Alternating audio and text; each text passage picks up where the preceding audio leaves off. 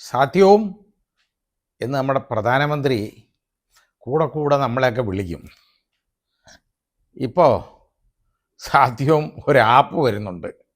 നല്ല ആപ്പാണ് വരാൻ പോകുന്നത്. സഞ്ചാർ സാത്തി എന്ന് പറയുന്ന ഒരു ആപ്പ്.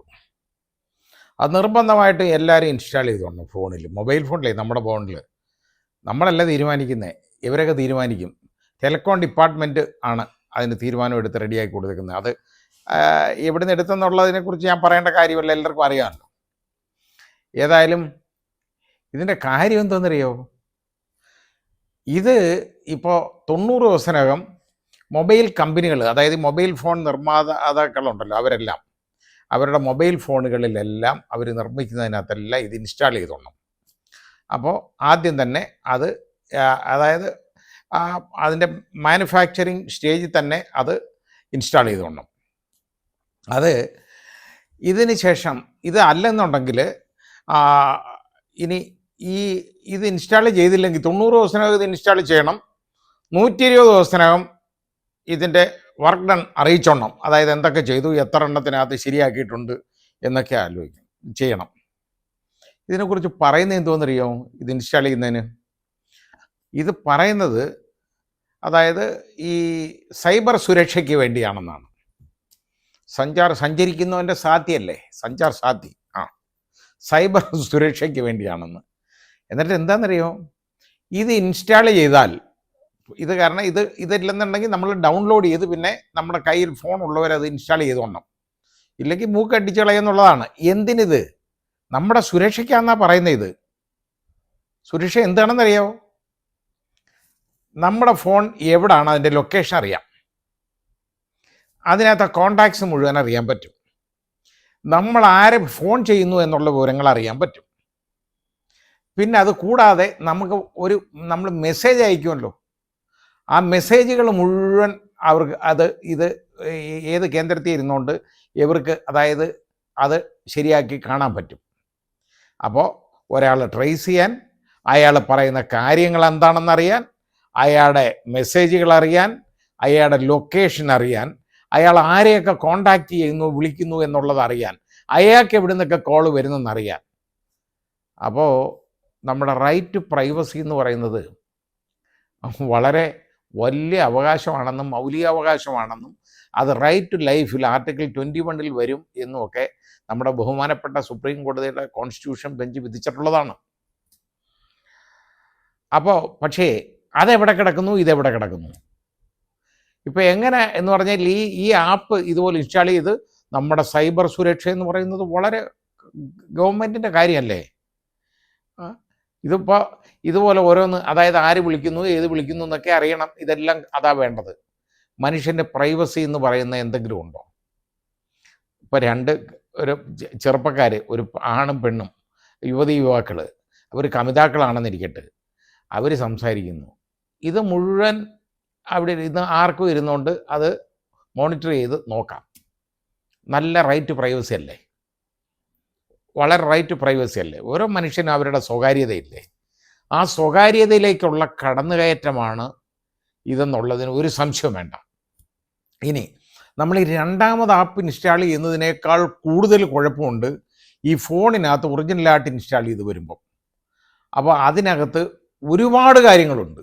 അതായത് അതിനകത്തെ ഒരു മുഴുവൻ ആ ഫോണിലെ മുഴുവൻ വിവരങ്ങളും ഇത് ആർക്കെങ്കിലും കാണാൻ പറ്റുന്ന വിധത്തിൽ, അതായത് ഇതുമായിട്ട് അടുപ്പമുള്ള ആളുകൾക്ക്, സഞ്ചാര സാധ്യതയുടെ ആളുകൾക്ക്, ഈ ആപ്പ് ഉണ്ടാക്കുന്ന ആളുകൾക്ക് ഇത് കാണാൻ പറ്റും. അതായത് ഞാൻ പറഞ്ഞ വലിയ ഒരു ആപ്പാണ് വരാൻ പോകുന്നത്. ഇപ്പം നല്ല ആപ്പാണ് വരാൻ പോകുന്നത്.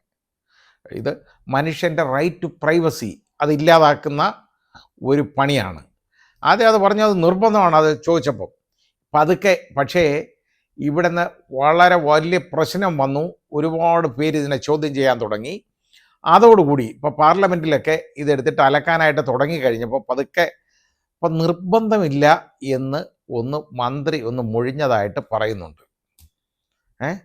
പക്ഷേ നിർബന്ധമില്ലാതാണോ എല്ലാ മൊബൈൽ കമ്പനികൾക്കും അവർക്ക് ഡയറക്ഷൻ കൊടുത്തേക്കുന്നത്? 90 ദിവസത്തിനകം ആപ്പ് ഇൻസ്റ്റാൾ ചെയ്തോണം. 120 ദിവസത്തിനകം ആ work done report status report കൊടുക്കണമെന്നാണ്. ഇല്ലെങ്കിൽ ഇവർക്കിത് വിൽക്കാൻ ഒക്കത്തില്ല. ആപ്പിൾ പോലുള്ള ഫോൺ, ആപ്പിളിന് എന്നൊക്കെ പറഞ്ഞാൽ നമുക്കിപ്പോൾ വന്നുകൊണ്ടിരിക്കുന്നതൊക്കെ ചൈനയിൽ നിന്നാണ് നമുക്ക് വന്നുകൊണ്ടിരുന്നതൊക്കെ. പക്ഷേ ചൈനയെ ഓവർടേക്ക് ചെയ്ത് ഈ ഇന്ത്യയിൽ തന്നെ ഇപ്പോൾ ആപ്പിൾ എല്ലാം കൂടുതൽ അസംബിൾ ചെയ്യാൻ തുടങ്ങിയിട്ടുണ്ട് ഇപ്പോൾ. അത് നമുക്ക് വളരെ വലിയൊരു കാര്യമാണ്, ഇന്ത്യക്ക് വലിയൊരു നേട്ടവുമാണ്. ഏറ്റവും കൂടുതൽ ആപ്പിൾ ഫോൺ ഉപയോഗിക്കുന്ന അമേരിക്ക കഴിഞ്ഞാൽ പിന്നെ ഇന്ത്യയാണ്. കാരണം അമേരിക്കയിൽ ഉപയോഗിക്കുന്നത് പോലെ തന്നെ അമേരിക്കക്കാർ ഉപയോഗിക്കുന്നതിൽ കൂടുതൽ ഇന്ത്യക്കാർ ഉപയോഗിക്കുന്നുണ്ട് ആപ്പിൾ ഫോൺ, ഐഫോൺ. അപ്പോൾ ഈ ഐഫോണിനകത്തൊക്കെ ഇതൊക്കെ ഇൻസ്റ്റാൾ ചെയ്യുന്നത് ആ കമ്പനി പ്രതികരിച്ചിട്ടില്ല ഇതുവരെ. അതൊന്നും അവർ സാധാരണ അവരിങ്ങനെയുള്ള ഒരു ഇൻസ്റ്റലേഷൻ അവർ സമ്മതിക്കത്തില്ല. കാരണം അവരുടെ ഫോണിൽ ഇത് ഇൻസ്റ്റാൾ ചെയ്ത് കഴിഞ്ഞാൽ വേറെ തകരാറുള്ളതെന്ന് പറഞ്ഞാൽ ഇതിനകത്തൊക്കെ ഇങ്ങനെയുള്ള ആപ്പുകളൊക്കെ കയറി വന്നാൽ വൈറസൊക്കെ വരും. മാത്രമല്ല നമ്മുടെ ഫോണിലുള്ള രഹസ്യ വിവരങ്ങളെല്ലാം പോവും. നേരെ മറിച്ച് ഇതിന് പറയുന്നത് എന്താണ്? സൈബർ സുരക്ഷ എന്നാണ്. അതിന് പകരം സൈബർ സുരക്ഷയല്ല, സൈബർ ദുരന്തമാണ് ഓരോരുത്തർക്കും ഉണ്ടാവാൻ പോകുന്നത്. നമ്മുടെ ഫോണിൽ നമ്മുടെ ബാങ്കിൻ്റെ വിവരങ്ങളെല്ലാം ഉണ്ട്. അത് മുഴുവൻ ഈ ആപ്പ് ഉപയോഗിക്കുന്ന ആപ്പിൻ്റെ ആളുകൾക്ക് കാണാൻ കിട്ടും. കാരണം ഈ ഇതിനകത്ത് നമുക്ക് ആപ്പ് വെച്ചിട്ട് ഇരിക്കുകയാണല്ലോ. ഇപ്പോൾ അതുകൊണ്ട് എൻ്റെ അഭിപ്രായത്തിൽ ഇതിനെതിരെ ശക്തമായിട്ട് പ്രതികരിക്കണം. ആരും ഈ സാധനം ഉപയോഗിക്കരുത്, അപകടമാണ്. എന്ന് വെച്ചാൽ നിങ്ങളുടെ ഫോണിൽ നിന്നുള്ള വിവരങ്ങൾ മുഴുവൻ വെളിപ്പോവും. ഈ ആപ്പ് ഉപയോഗിക്കുന്നവരെയൊക്കെ നമുക്ക് വിശ്വസിക്കാം കേട്ടോ, അങ്ങനെ ഗുണമുണ്ട്. അതായത് ഈ ആപ്പിൻ്റെ നിർമ്മാതാക്കളെ നമുക്ക് വിശ്വസിക്കാം, നല്ലതാണ്, അവരൊന്നും ചെയ്യല. ഇപ്പം സംഭവം എന്താണെന്നറിയോ, ഇത് വരാൻ കാരണം പെഗാസസ് ഉപയോഗിച്ച് ആളുകളുടെ സ്വകാര്യതയിലേക്ക് കടന്നു കയറാനുള്ള ഒരു മാർഗം ഉണ്ടാക്കി. പക്ഷേ ആ പെഗാസസ് സോഫ്റ്റ്വെയർ ഉപയോഗിക്കുന്ന വലിയ ചിലവാണ്. പെഗാസസ് ഉപയോഗിക്കുന്ന വലിയ ചിലവ് മറികടന്ന് അതിനപ്പുറത്തെ പണി ഒപ്പിക്കാനാണ് ഈ പുതിയ ആപ്പ്. അപ്പോൾ പെഗാസസിനെ മാറ്റി, അത് വേണ്ട, പെഗാസസ് നമുക്ക് ഇസ്രായേലിൻ്റെ ആപ്പാണ്, ആ ആപ്പിന് വലിയ വിലയാണ്, അതിന് വലിയ പ്രശ്നമുണ്ട്, ഒരുപാട് കാശ് മുടക്കി കേന്ദ്ര ഗവൺമെൻറ് പലരെയും റെഡിയാക്കുന്നുണ്ട്, പലരുടെയും മൂട്ടിൽ കൊണ്ടുവന്ന് പെഗാസസ് വെച്ചിട്ടുണ്ട്. അതേപോലെ എല്ലാവർക്കും വെക്കാൻ നിവൃത്തിയില്ലാത്തതുകൊണ്ട് ഒരു പുതിയ മാർഗം കണ്ടുപിടിച്ചാണ് സഞ്ചാർ സാത്തി. അപ്പോൾ സാധ്യവും നിങ്ങളെല്ലാം ഇത് ചെയ്യണം. ചെയ്തു കഴിഞ്ഞാൽ നിങ്ങൾക്ക് ആർക്കും ഒരു കുഴപ്പമില്ല.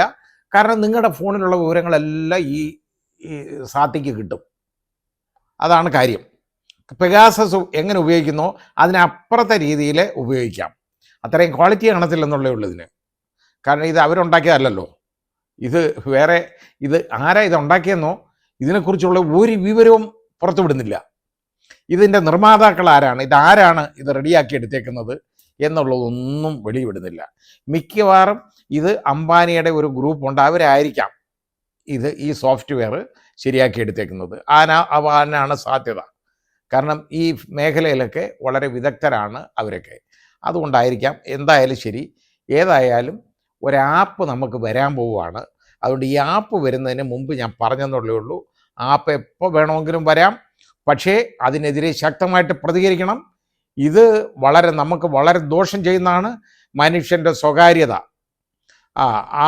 അതിനകത്ത് സുപ്രീം കോടതിയുടെ വിധിക്കൊക്കെ വളരെ എതിരാണിത്. സ്വകാര്യയിലേക്കുള്ള അനിയന്ത്രിതമായ കടന്നുകയറ്റത്തിൻ്റെ ഒരു പ്രതിരൂപമായിട്ട് മാറും ഈ സഞ്ചാർ സാത്തി. അതുകൊണ്ട് സാധ്യവും കഴിയുന്നിടത്തോളം ഇതിൽ നിന്ന് ഒഴിയുക.